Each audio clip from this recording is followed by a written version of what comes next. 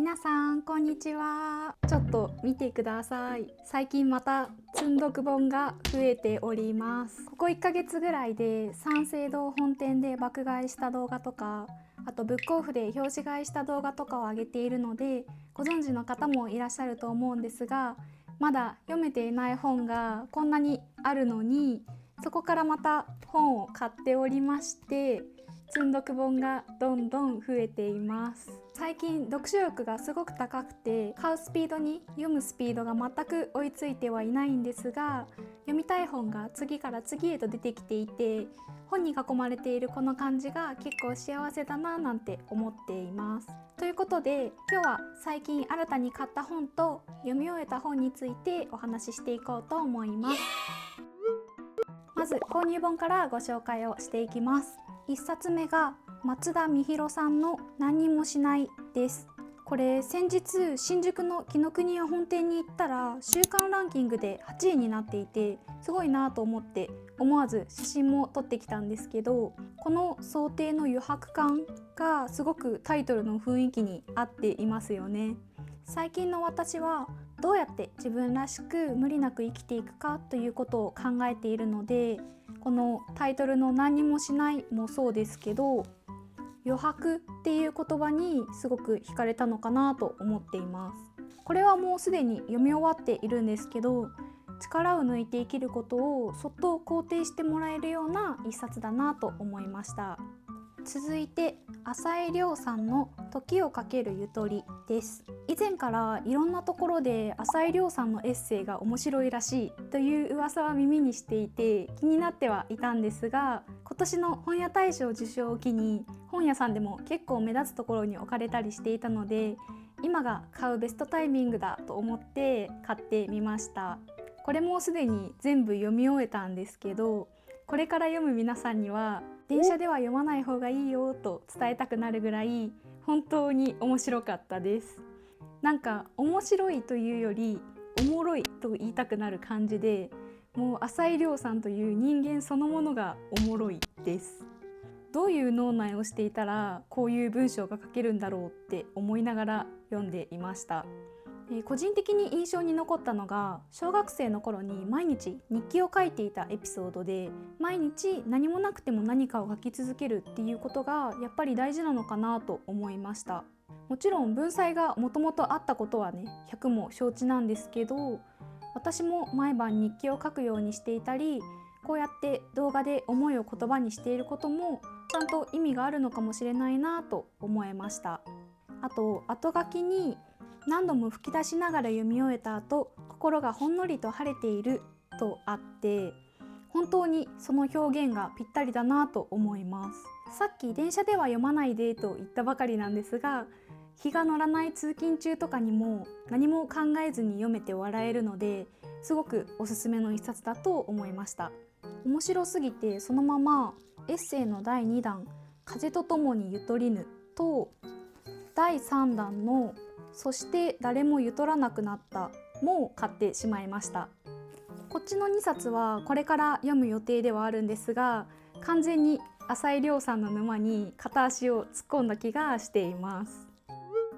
続いて柚木麻子さんのナイルパーチの女子会です。これは紀ノ国屋本店で買ってきたばかりの本なんですが、あらすじを読んだ瞬間に絶対好きなやつだなと思って買いました。友情とは何かを書いた問題作として話題らしいんですが、あらすじだけ見てもかなり複雑でごちゃごちゃした人間関係が描かれていそうなんですよね。最近は言葉にしづらいような人の心の複雑な部分を描いた作品にも結構惹かれることが多いので、読むのがすごい楽しみな一冊です。次は川城咲さんの月が綺麗な夜に誰かに思い出してほしかったです。これ最近本屋さんでよく見かけるなと思っていたんですが、冒頭少し立ち読みした時に面白ってなって買ってしまいました。最初のシーンがプロポーズで指輪をはめている途中に彼氏がやっぱ無理、元カノがいいってなるところから始まったんですよ。そんなことあると思って一気に続きが気になってしまって、今もう読み始めたいくらいです。あと文章の雰囲気もすごく好きでしたし、タイトルや想定も素敵だなと思って、この方の小説を読むの初めてなんですが、ハマりそうな予感がしています。次は野口聡一さんのどう生きるか辛かった時の話をしようです。宇宙飛行士の野口さんの本なんですが、まずこのタイトルに惹かれました。宇宙飛行士になるような知力も体力もすごく優れた方でも生きるのが辛いと感じることがあるんだというのが自分の中では少し意外でした。あと帯に書かれていた後悔なく生きるのは宇宙に行くより難しいという言葉にもすごく興味が湧きました。宇宙飛行士という特別な経験をしてきた方がどう生きるかについてどんなことを書かれているのかすごく気になっています。最近は特に自分のこれからの生き方について考えることが増えているので、今の自分だからこそ響く部分もあるのかなと思っています。次は土門蘭さんの死ぬまで生きる日記です。これは前からずっと気になっていて、ようやく買った本になります。まだ読めてはいないんですが、タイトルからも心に刺さる感じがしています。帯にあるなぜ自分はそれでも生きているんだろうという問いは、私自身学生の頃からずっと心のどこかにあった感覚だなと思っていて、多分これは自分と向き合いながら読む本になるんだろうなと思います。ずっと抱えてきた問いへのヒントがあるんじゃないかなっていう気持ちと、あと逆に深く刺さるのが目に見えているので読むのがちょっと怖い気持ちもあって、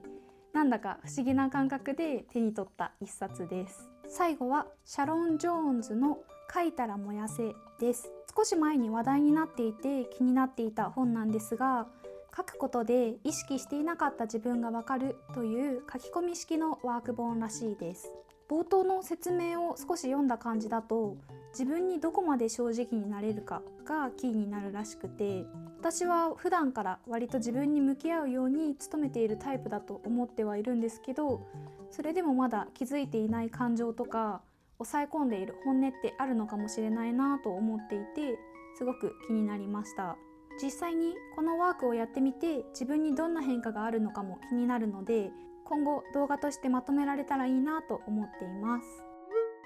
ここからは以前の動画で紹介していた本の中で最近読み終えた本についてもお話ししていきます。まず1冊目は原田マハさんの「永遠を探しに」です。私はもともと原田マハさんの作品がすごく好きなんですが、今回もやっぱり面白かったです。読んでいると登場人物たちの感情や熱量が自分の中にも流れ込んできて、一緒にその感動を味わえる感じがありました。原田さんの小説って作品の中で描かれる情景がすごく自然に頭の中に浮かぶ気がします。読み手にそうさせるのってものすごく難しいことだと思うんですけど、だからこそ読んでいるこちらも登場人物と一緒にその世界観のきらめきとか興奮を体験できるんだろうなと思いました。